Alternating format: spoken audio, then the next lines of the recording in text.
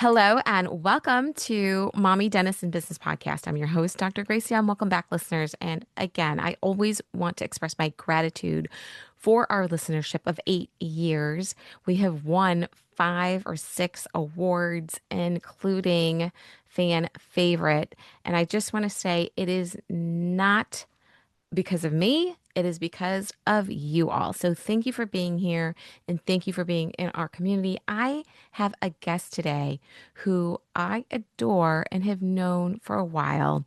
And she is a mommy dentist in business, and she's also an official member. And I know that you all love official members. And I can't wait to introduce Dr. Noha Nour, who's going to share her story. She is also the current president of the Orange County Dental Society. Welcome to the show.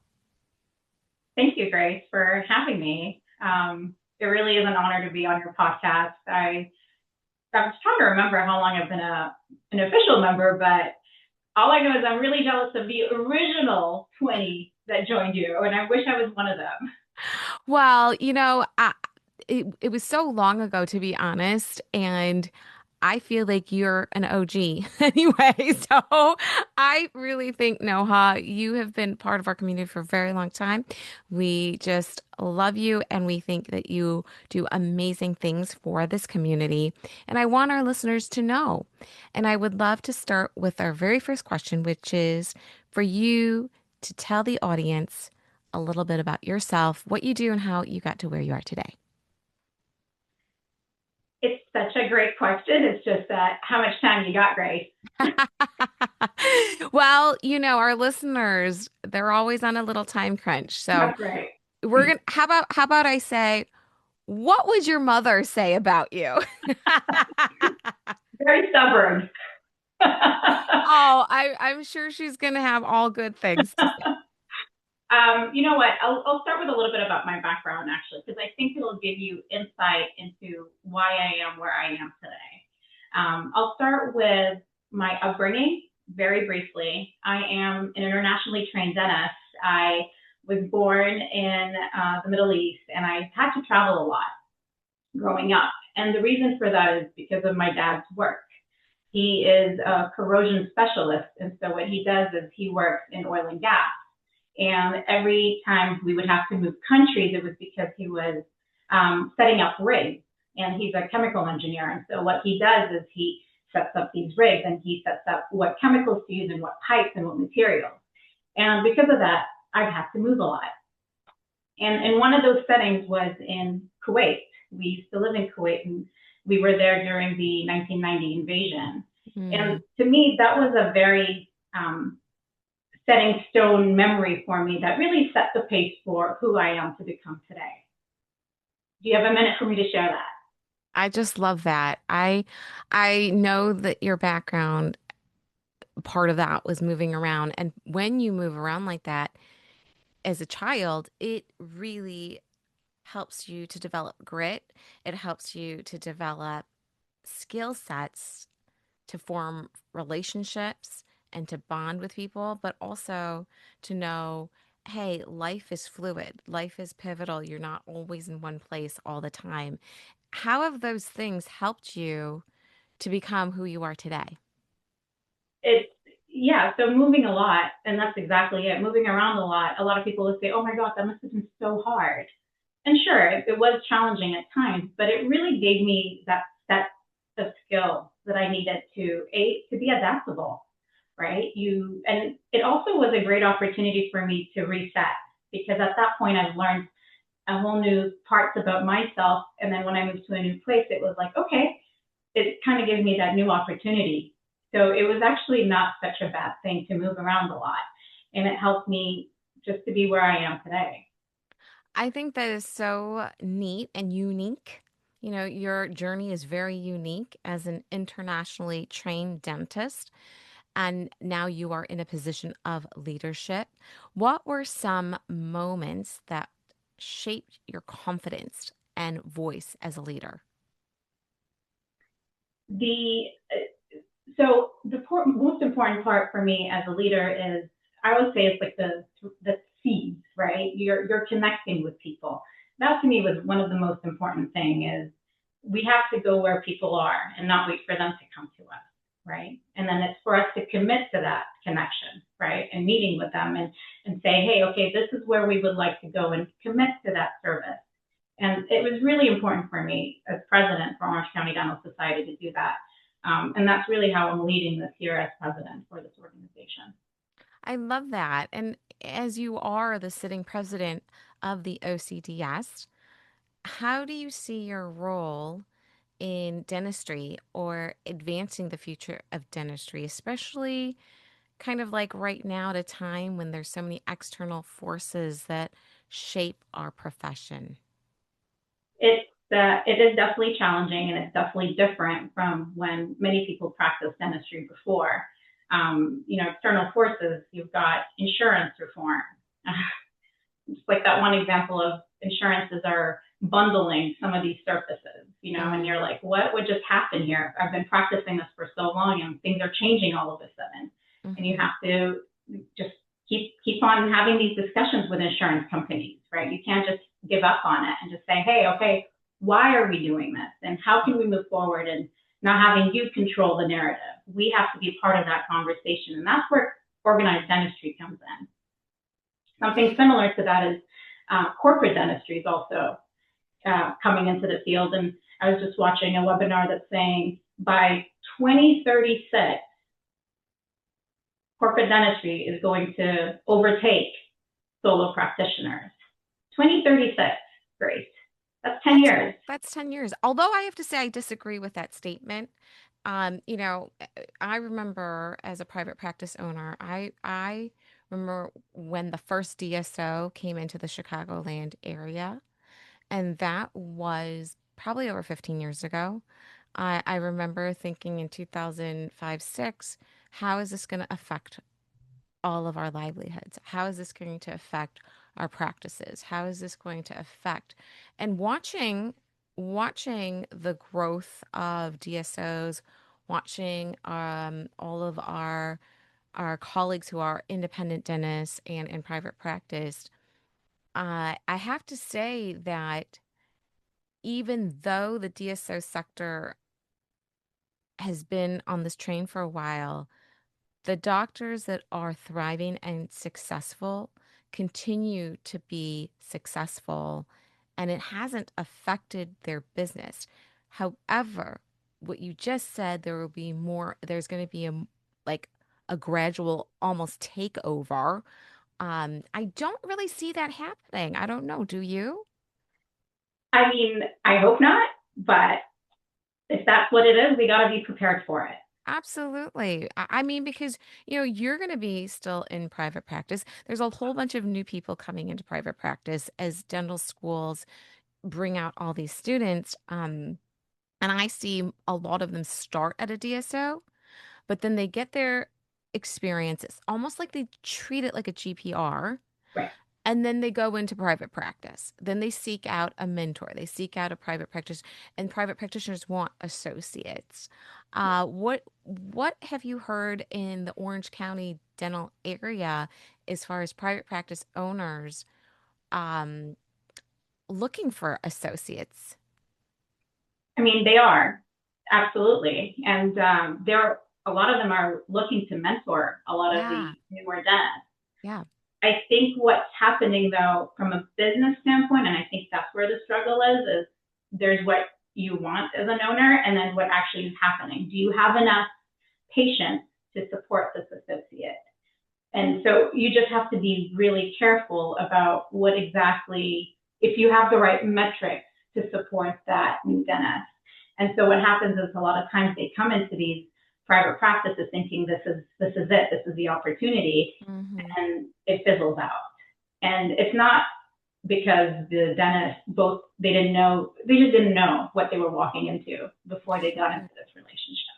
Sure, sure. I mean, it can be tricky, and obviously for doctors who are looking for associates, you have to do your due diligence, and evaluate can this practice support, because sometimes it means, well, there's all different reasons for why people want associates, but the reality is, do you have the patient base to support yourself if you decide to continue, or if you Right. want to step back some, that would also allow for patients to be on the schedule for associates. And, one of the things that I love about being an Orange County Dental Society member is all the support that you have out there. The emails that come in, the magazine, and I flip through that and I'm like, oh, I have to take this course or this webinar is coming up and I need to do this. So I think the support is very good as far as being a part of our local organized dentistry and being a member.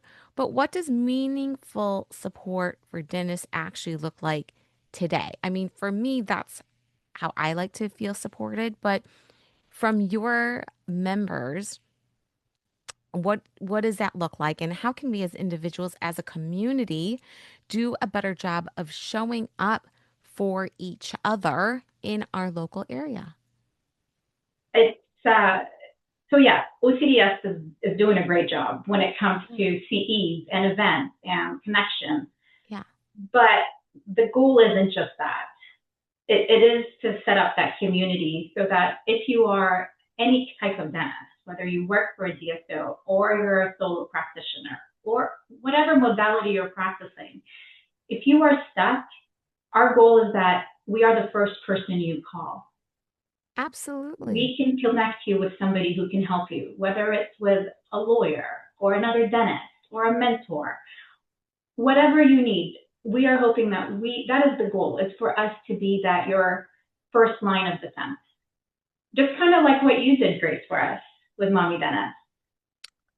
I love that. And I think that as a community, you show up for one another and that we're here for each other. And yes, the first line of defense is really important because there are certain things, as you know, that pertain to our area. Right. And what we do locally in our area is going to be different from what the Texans are doing, from what, the Kansas City dentists are doing, the New Hampshire dentists are doing. And so I do feel like when I moved here 5 years ago, I felt very welcomed. I felt like OCDs, like they're like, come on in, and introduced me to people. And they got me settled very quickly. And it was such a great experience. So, what you guys are doing at OCDS, I can vouch for as a newer member and coming. And again, I'm not a new dentist, but Right. I felt immediately welcomed, immediately felt like, you know what, if I have a problem, I can go here. I can talk to Shaylin. I can talk to so and so. And I'm like, you know what? I have to remember so many names. And the fact that she will also email and reach out is such a great thing. Now, Absolutely. as a mom of twins and a leader in Right. organized dentistry, how are you currently navigating the pressure of doing everything? Yeah, you don't. At least you don't do it perfectly. That's the key. I think I had to come to that realization pretty early on when I had to, I'm a private practice owner. I'm, president for OCDS. I also have a role at the ADA. And as a mother of 10-year-old twins, I actually became a practice owner when my kids were 13 months old. So they Yeah, were still tiny little babies. tiny. And it's almost like you have to compartmentalize, and you just, when you are going to work on the family aspect, that's what you're going to focus on and give it your all, and just be really intentional about where you're going to put your energy at this moment. Absolutely. Well, I want to know what made you want to be the president of OCDS? Like, what drove you? What motivated you to take on this position? Because you took on a practice when your babies were infants, and it's not just one baby, it's two at the same time. As an internationally trained dentist, when I moved to the States and went to UCLA for dental school, I was exposed to organized dentistry there through ASDA. And one of the first things I got to experience and you have to imagine this is an immigrant who has just been in the country for a year or two. And I was invited with 12 other dental students to go to Lobby Day in Washington, D.C. Mm-hmm. And in D.C., I wasn't just in meetings, I got to meet congressmen Yeah. and legislators. And we talked about issues that meant so much to us back then, and they're still relevant today. One of them was student loan reform. And it just hit me that, oh my, it was such a surreal moment. And it Sure. was like, oh my gosh, when you get a group of people together, you can actually make change. And to me, that was powerful. And that was kind of that seed that was planted on me as, hey, this is something that we should tap into. Everybody should get involved if we want to protect this profession and continue to be a profession and not a trade. I love that, the urgency, the change agent, the power to be able to have the power of community, the voice, and to be in a position of influence and making positive changes for our profession is a wonderful thing, and it's a powerful thing. And not only do you, as I'm repeating back to you what I'm hearing, as an internationally trained dentist, you have seen the differences. You have seen when you don't speak up. You have seen, and I think it's like to see it through a different lens. Mm-hmm. You know, in other countries, dentists, and especially women dentists, may not have that privilege, may not have that right, may not have the ability to use their voice to this extent. And I think that that is very meaningful. And I can see why that led you down this path. I think that's it's so tremendous. If there is one thing you could change, speaking about change agent, what is one thing about the culture of dentistry today to better support the next generation? Okay. And as we had just mentioned about associates, especially women and young dentists, what would it be? I mean, the most important thing for me is that we have to be really good listeners, and not just listeners, but we got to commit to having some sort of action, right? So a lot of people will talk and a lot of people will listen, but it's what are you going to do with all of this information is what we need to do as a community. And that's Abs- the most important part. That's the Absolutely. change that I want. And that's the change I want to see in our profession and in organized dentistry as a tripartite even, right? Whether it's local at the grassroots or the state or even the national level. That is so inspiring. And I think that you have the ability to mentor other young women dentists who eventually might become mothers as a role model. Were there any role models for you, and who were they? I actually have one. She is not a mommy dentist. She is a dentist. Her name is Dr. Karen Irani. She is one of the first mentors when I had just graduated dental school. And I remember right out of dental school, I became a member of the new dentist committee at CDA. So that was kind of my first follow up of after dental school. Hmm. And I remember right at our first CDA meeting, I sat next to her. And that was the beginning of such a great relationship. And she has taught me so much when it comes to how to be a great dentist, and then also how to become a great leader. And I see that in her. And actually, she's also running to be president for the ADA this year. So Amazing. yeah, I'm so excited for her. And it's just amazing watching her journey just over the last couple of years and seeing how she's represented us women dentists really, really well. I love that. That's so exciting. That's really exciting. I can't wait to see how she does, and I'm sure she's going to crush it. I can't wait. Now, it's April, but pretty soon it'll be May, and we will be having our California Dental Association CDA Presents, which I had the honor of being an honorary guest board member of the CDA Presents and volunteered and worked the meeting, which it is enormous. It's an enormous conference. Right. I am excited to be there in attendance. What do you have in store for all of us that are coming to CDA? So I love CDA Presents. So do I think I. I think it is the greatest meeting in the entire country. No offense to the other meetings in the other part of the world, this country, but it is such a great meeting. Lots of great classes are held, and OCDS is so active because this is CDA Presents brings in everybody. And for OCDS, this is kind of where we tap into that, right? And so for all our OCDS members, we offer a complimentary lunch at our hospitality suite, and that's part of your member benefit. And that's it, right? Come learn, and then just come to a little escape for lunchtime. And it's on the Thursdays and the Fridays. We offer this. We've been offering this for many, many years, and we bring in almost 500 member dentists. They come and show up to these lunches every day. On the Thursday night, we also are going to have our first happy hour. And during that happy hour, I'm so excited. We're having Dr. Brady Smith offer a comedy show. Yay. Yay.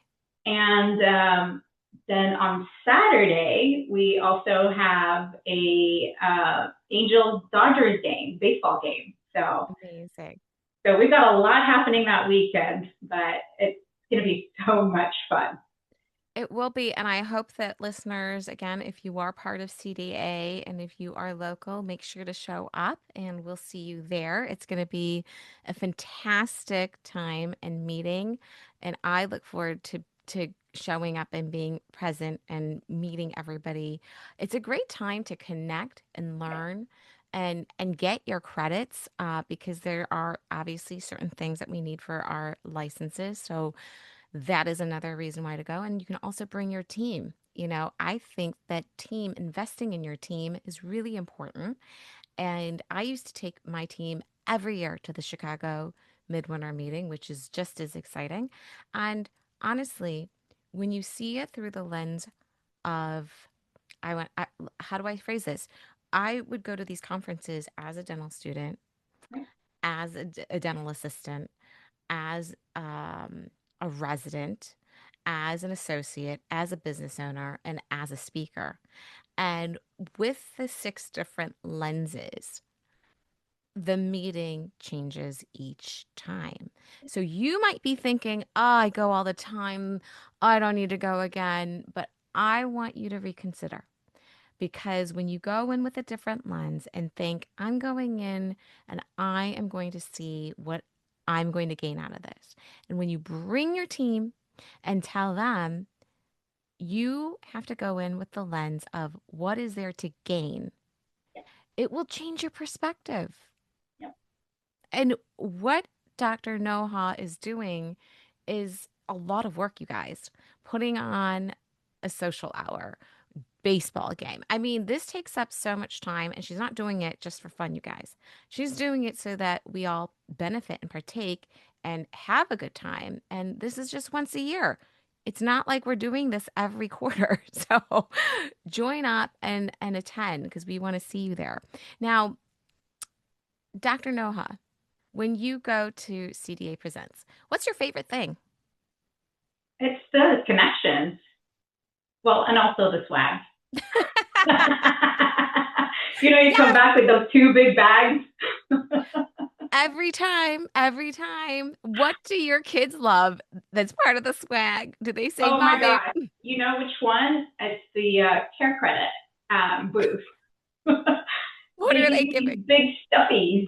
Oh, yeah, those little big And so stuffies. because I can only get one per practice and I only have one practice, they end up Oh, fighting over who gets it. that, well, you know what? This year you should say that you're the president, so you should get to. I don't think it works that way. Well, I'll give you mine because my kids have outgrown Perfect. the stuffies. That those are the best. Those are part of the best things. Because my team would love getting the swag. I mean, right? that right, that was one of the big things to go for was stocking up on swag. And then also the newest and greatest with tech, the newest and greatest things that are coming out. I Yeah. think it's so impressive. I mean, like, do you remember when cordless prophy angles came out? No, Okay, well, that rocked my world. I was like, as a pediatric dentist, the cordless thing where you're not dragging that cord to right? prophy. And you know what?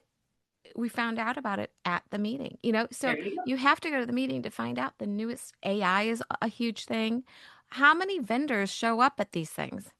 Oh, so many. It's like a big warehouse. It's the whole convention, It pretty much. takes a full day just to walk Absolutely. through Yeah. the And place. the nice thing is since COVID, it's been getting bigger and bigger and bigger every year, and more people are attending. So it's it's it's moving in the right direction. It is. And also, for those of you who are California dentists and you're living under a rock, it's combined into one now, you guys. So don't think that you're gonna like, don't think if you don't go in May, you'll go to the other one. There is no other one.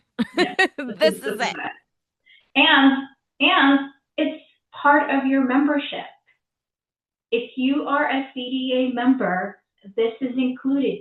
Other meetings you gotta pay You thousands of gotta pay. dollars to go to these meetings. You gotta This is pay, all included. which I think is amazing. That was Absolutely. that was one thing that stood out to me when I first came. I was like, "What do you mean it's included?" I was like, "Are you joking me? This is free?" Member value. That is it. I was so floored by that, to be honest. I was Totally. taken aback. I was like, I don't have to pay. You Yep. just come. But Yeah. you know what? You want to get there early because that line gets long. So Oh get there yeah. early. Yeah, get You there know, early. another thing about CDA presents or just going to these meetings or even like the local meetings, it's not just about the CEs or just the social hour. I was able to find my first process Mm-hmm. through my local component, through OCDS. I went to a class and that's how I met somebody and they said, hey, you should talk to this person. I love that.